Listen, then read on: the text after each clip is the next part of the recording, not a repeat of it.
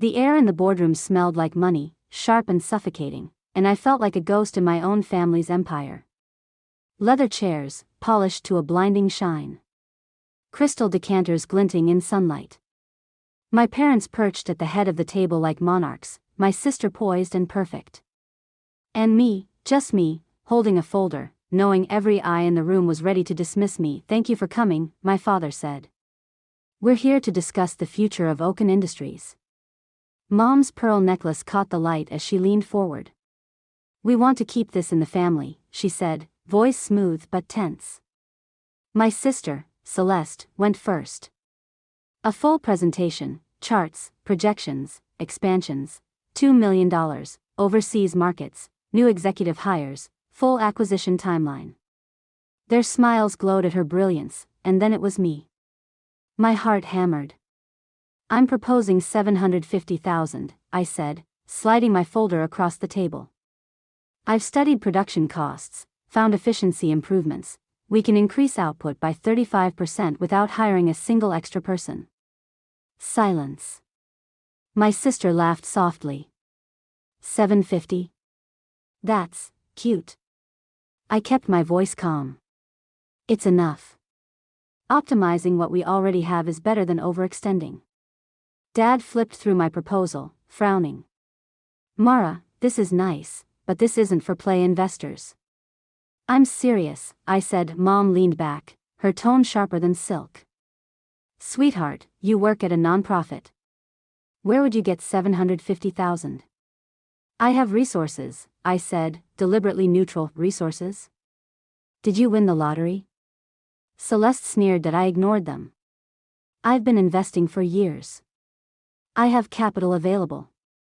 Robert, the CFO, cleared his throat. I reviewed Mara's recommendations. "They're solid." Dad shook his head. "We need sophisticated investors, not pretend business people." The room froze. My hand stayed steady on the folder. I knew my proposal wasn't just numbers, it was truth. Robert scrolled on his tablet. "Oaken Industries has outside investors since 2019. The primary one is a group called Ironwood Capital. They now hold 62% of equity." "Who?" my sister gasped. "This is supposed to be a family business." Dad's face turned red. "Why wasn't I told?" "They were gradual investments, sir," Robert explained. "Cumulative, yes, but legal." Mom's hand hovered near her throat. "Who are they? What do they want?" "They've been passive, until now," Robert said grimly. Dad clenched his jaw. "I want to buy back their position." Robert's face tightened. "That would destabilize the company.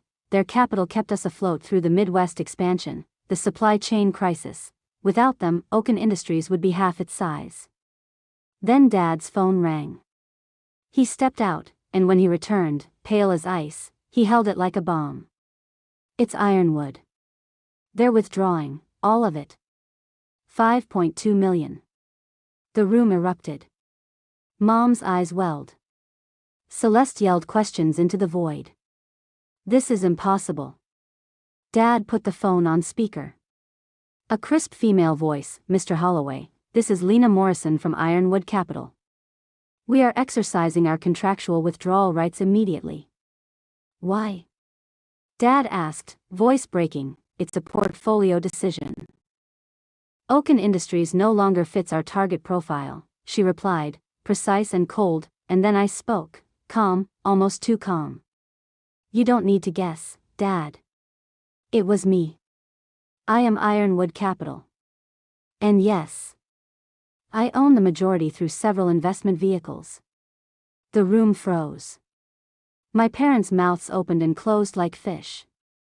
Celeste staggered back. "I started with a trust fund Grandma left me, $300,000.